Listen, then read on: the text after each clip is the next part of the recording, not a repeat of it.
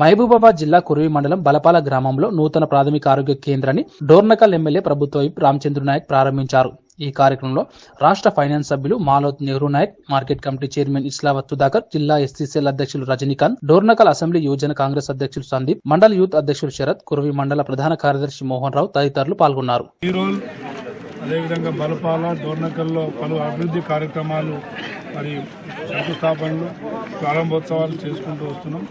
ముఖ్యంగా డోర్నకల్ నియోజకవర్గంలో విద్య, వైద్యం, వ్యవసాయం, యువతకు ఉపాధి, ఉద్యోగ అవకాశాలు కల్పించడానికి నేను మన సోదరులు నెహ్రూ నాయక్ గారు, స్థానిక పార్లమెంట్ సభ్యులు బలరాం నాయక్ గారు సమిష్టిగా కృషి చేస్తూ ఉన్నాం.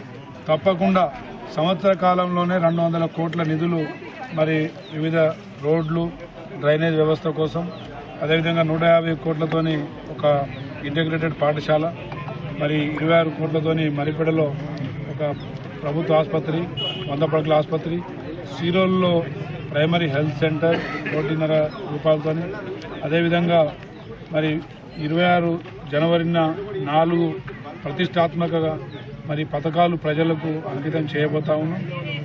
డోర్నకల్ నియోజకవర్గంలో మరి ఒక ఇంటిగ్రేటెడ్ స్కూల్తో పాటు ఒక అడ్వాన్స్ టెక్నాలజీ కాలేజ్ కూడా రాబోతా ఉంది. అది డోర్నకల్ మరి మండలంలో కేంద్రంలో మరి శాంక్షన్ కాబోతా ఉంది.